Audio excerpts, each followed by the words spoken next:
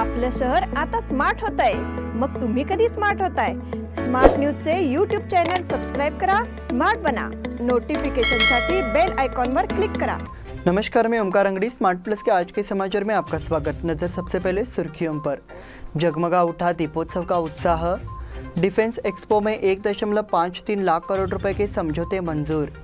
British प्रधानमंत्री lease truss ने आखिरकार इस्तीफा दे दिया। किसानों के आंदोलन को कुचलने का प्रयास। हलाल मुक्त दिवाली मनाने के लिए हिंदू जन जागृति समिति का अभियान। एड्स रोगियों के समन में कानून के अनुपालन की मांग।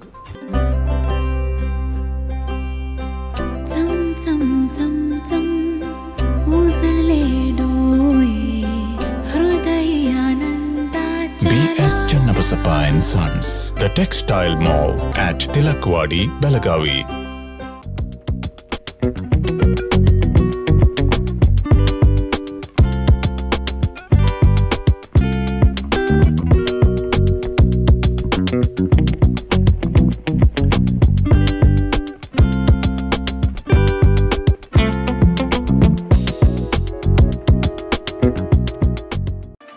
Admissions open 2022 and 23.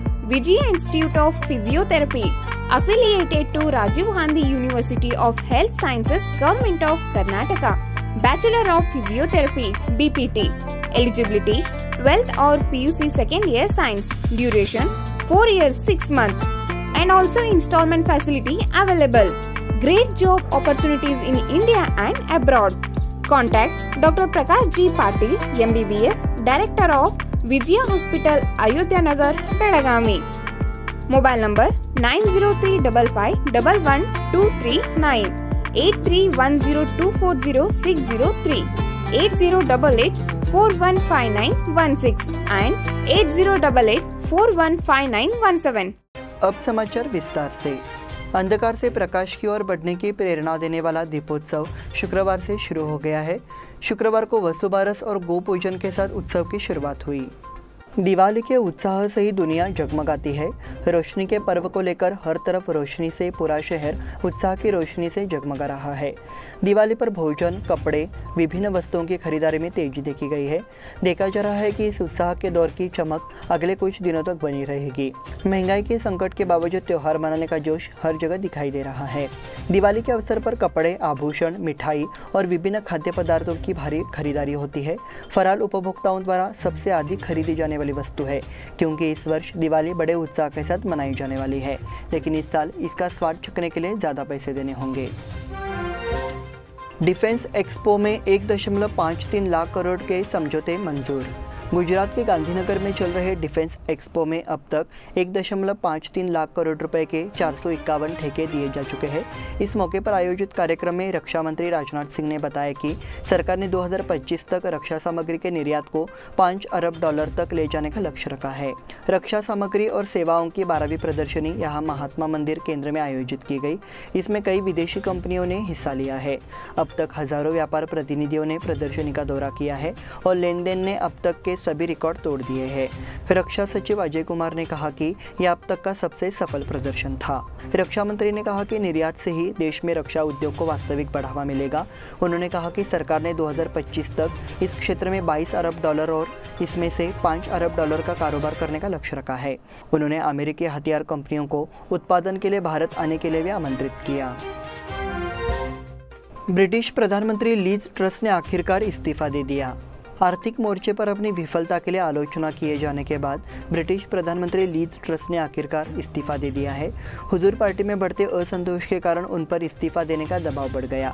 उन्हें केवल 45 दिनों के बाद पद छोड़ना पड़ा, जिससे ये ब्रिटिश इतिहास का सबसे छोटा कार्यकाल बन गया। ट्रस के सत्ता में आते ही टैक्स में कटौती की घोषणा के बाद ब्रिटेन की अर्थव्यवस्था हिल गई थी, इसलिए उन्हें पहले वित्त मंत्री क्वासी क्वार्टेक को बर्खास्त करना पड़ा। नए वित्त मंत्री जेरेमी हंट ने ट्रस के सभी फैसलों को कूड़ेदान में फेंक दिया। तब स्पष्ट था कि ट्रस का करियर अल्पकालिक होगा। बुधवार को गृह मंत्री सुएला ब्रेवरमैन ने भी ट्रस की आलोचना करते हुए इस्तीफा दे दिया। किसानों के आंदोलन को कुचलने का प्रयास। बेलगाम में सुवर्ण विधानसभा को घेरने की कोशिश करने वाले किसानों को पुलिस ने गिरफ्तार कर लिया है। गन्ने की कटाई का सीजन शुरू हो चुका है और हर साल की तरह इस साल भी गन्ना किसान गन्ने के गारंटी मूल्य को लेकर प्रदर्शन कर रहे हैं। पिछले 15 दिनों से किसान 5,500 रुपये प्रति टन गन्ना मूल्य की मांग को लेकर धरना प्रदर्शन कर रहे हैं। आज बेलगाम सुवर्ण विधानसौध में गन्ना किसानों ने विधानसौध का घेराव करने का प्रयास किया। हत्तरगे में हीरे बागेवाड़ी टोल बूथ के पास जैसे ही प्रदर्शन कर रहे किसानों को रोका गया, पुलिस और किसानों के बीच जमकर मारपीट देखने को मिली। गन्ने के 5,500 रुपये प्रति टन के भाव की मांग को लेकर चल रहे आंदोलन के दौरान किसानों ने विधानसौध का घेराव करने का प्रयास किया। गन्ने का गारंटी मूल्य दिलाने को लेकर पिछले एक पखवाड़े में किसानों ने कलेक्ट्रेट कार्यालय परिसर में 24 घंटे धरना प्रदर्शन किया। इस बीच चीनी मंत्री शंकर पाटिल मुनेनकोप ने मध्यस्थता की और किसानों के साथ बैठक की, लेकिन सरकार के वादों को निभाने में नाकाम रहने और किसानों के आंदोलन से नाराज किसानों ने फिर से आंदोलन शुरू कर दिया। हलाल मुक्त दिवाली मनाने के लिए हिंदू जनजागृति समिति का अभियान। भारत में बाजार में बिकने वाले कई उत्पादों के लिए हलाल सर्टिफिकेशन अनिवार्य किया जा रहा है। ये वित्तीय आतंकवाद का एक रूप है। हिंदू जनजागृति समिति इसका विरोध कर रही है। साथ ही नागरिकों को हलाल मुक्त दिवाली का ध्यान रखना चाहिए ताकि इस तरह के उत्पाद बेचे या खरीदे न जाए। इस तरह के उत्पादों का बहिष्कार करने की भी अपील की गई। इस संबंध में कलेक्टर कार्यालय के सामने विरोध प्रदर्शन कर बयान भी दिया गया। जहां केंद्र सरकार की संस्था भारत में सभी प्रकार के भोजन की बिक्री की योजना बनाने में सक्षम है, वहीं कुछ निकाय ऐसे प्रमाण पत्र बांटकर अर्थव्यवस्था को बाधित कर रहे हैं। बयान में मांग की गई है कि सरकार को इस पर गंभीरता से ध्यान देना चाहिए। हिंदू जनजागृति समिति के सदस्य ऋषिकेश गुर्जर, हमारा देश संगठन के वेंकटेश शिंदे, श्रीराम सेना के रवि कोकितकर, सुधीर हेरेकर, विजय ननगढ़कर सहित अन्य सदस्य प्रस्तुत करते हुए उपस्थित थे। एड्स रोगियों के संबंध में कानून के अनुपालन की मांग। सरकार ने कानून बनाया है कि एड्स विकार से प्रभावित व्यक्तियों को समाज की मुख्य धारा में लाने की जिम्मेदारी सभी को निभानी चाहिए। हालांकि अभी भी इस कानून के बारे में जागरूकता की ज़रूरत है। ह्यूमैनिटी फाउंडेशन और संगम सामाजिक संगठनों ने उम्मीद है कि समाज जागेगा और मीडिया को इस बारे में जागरूकता पैदा करनी चाहिए। इस संबंध में आयोजित संवाददाता सम्मेलन में संगम संस्था की निर्देशक निशा गुलूर ने कहा कि एड्स प्रभावित व्यक्तियों के प्रति समाज का नजरिया बदलना जरूरी है। साथ ही सरकार ने कानून बनाया है ताकि उन्हें समाज में अन्य सामान्य तत्वों के समान दर्जा मिल सके। हालांकि उन्होंने कहा कि अब अनुपालन न करने के लिए जागरूकता अभियान चलाया गया है। इस प्रेस वार्ता के दौरान S Nagaratna, S Tanaji, M Basin एवं अन्य सदस्य उपस्थित थे। इस बुलेटिन में वक्त हो गया छोटे से ब्रेक का। देखते रहे स्मार्ट प्लस।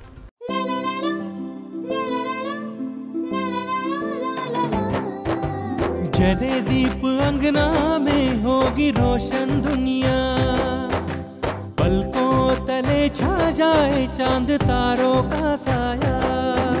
रंगोली में खिले रंग खुशियों की भी तरानी, तन मन झिलमिल जाए हर पल होंगी सुहानी।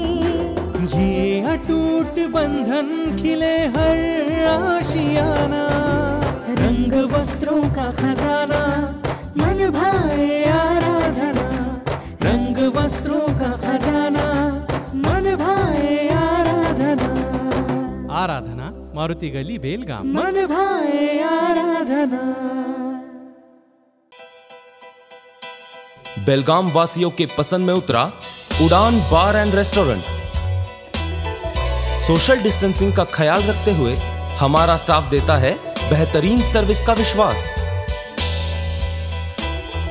यहां है पार्टी और फंक्शन के लिए 3 आलीशान हॉल, कारपोरेट डिनर मीटिंग के लिए 3 अलग कक्ष, आईपीएल मैच देखने के लिए 3 बड़े स्क्रीन की विशेष सुविधा।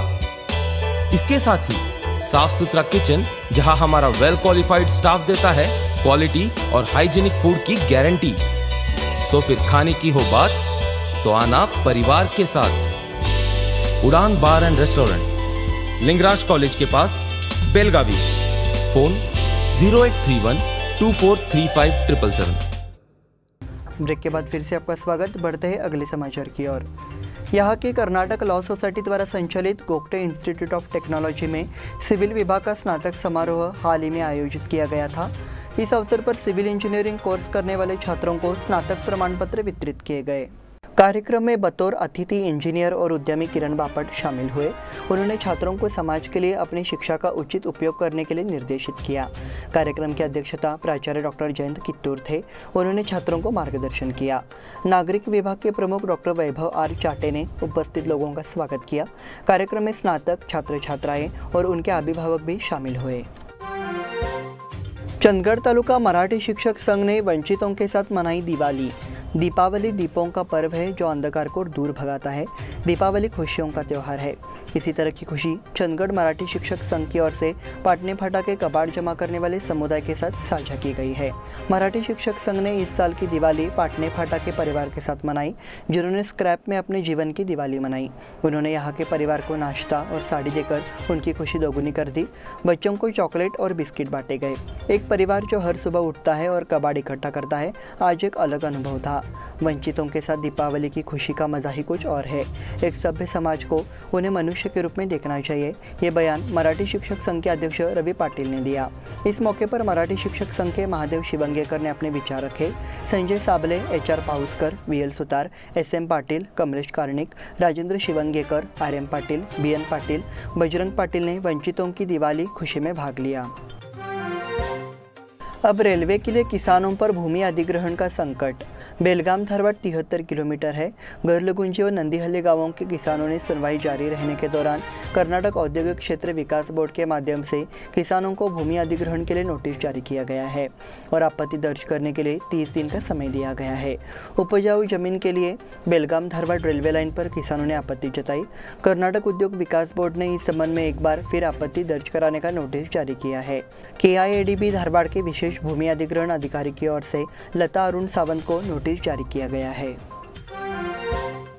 विधायक लक्ष्मी हेब्बालकर की ओर से ट्राइसिकल का वितरण। विकलांगों का विशेष ध्यान रखा जाए। हर माता पिता को विकलांग बच्चों की देखभाल करनी चाहिए क्योंकि वे भगवान के बच्चे हैं। ऐसा विचार विधायक लक्ष्मी हेब्बालकर द्वारा व्यक्त किया गया। ग्रामीण विधानसभा क्षेत्र में निःशक्त जनों के लिए उनके आवास स्थित कार्यालय में गुरुवार को तिपहिया वितरण कार्यक्रम आयोजित किया गया। इस बार वो बोल रही थी। उनके द्वारा निर्वाचन क्षेत्र के 3 विकलांग लोगों को 3 पहिए वितरित किए गए। इस मौके पर विधान परिषद सदस्य चन्नाराज हट्टीहोली, APMC के पूर्व अध्यक्ष युवराज कदम की मौजूदगी में तिपहिया वाहनों का वितरण किया गया। पूर्व जिला पंचायत सदस्य नागेश देसाई, युवा नेता मृणाल हेब्बालकर, भगना नरोती और अन्य कार्यकर्ता उपस्थित थे। रेलवे फ्लाईओवर के घटिया कार्य की जांच की मांग। तीसरे रेलवे गेट पर बने रेलवे ओवरब्रिज की गुणवत्ता घटिया है। उस पर उद्घाटन के दूसरे दिन ही गड्ढे हो गए हैं। विधायक सतीश जारकीहोली ने मांग की है कि घटिया काम की जांच कराई जाए। ट्रैफिक समस्या के समाधान के लिए तीसरे रेलवे गेट पर ओवर अभी पुल बना है, लेकिन ये काम गुणवत्तापूर्ण नहीं है। पुल का कार्य घटिया किस्म का है। 32 करोड़ रुपए की लागत से बना ये पुल समय पर पूरा नहीं हुआ। काम में देरी हुई है और गुणवत्ता को बनाए नहीं रखा गया है। भ्रष्टाचार है और काम की गुणवत्ता खराब है। घटिया कार्य का निरीक्षण कर संबंधित के खिलाफ कार्रवाई करे। उन्होंने इसमें रेल विभाग के अधिकारियों और ठेकेदारों के शामिल होने का आरोप लगाते हुए जांच की मांग की।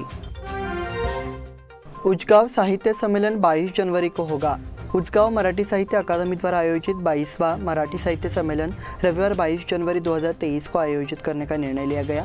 ये जानकारी अकादमी के अध्यक्ष लक्ष्मणराव होनगेकर ने पत्रकारों से बातचीत के दौरान दी। इस वर्ष ये सम्मेलन बड़ी संख्या में साहित्यकारों की उपस्थिति में मनाया जाएगा। कड़ोली के बाद ये अकादमी बेलगाम तालुका में दूसरे रूप में शुरू हुई और 21 वर्षों तक गुणवत्तापूर्ण साहित्य बैठकें आयोजित करके साहित्य प्रेमियों का दिल जीता। इस वर्ष भी बैठक में सर्वसम्मति से भव्य एवं दैवीय तरीके से विशाल सभा समारोह आयोजित करने का निर्णय लिया गया। यह बैठक उजगांव पंचक्रोशी के मलेकर्णी देवी के आमराई में होगी। इसी के साथ स्मार्ट प्लस के आज के समाचार समाप्त हुए। धन्यवाद।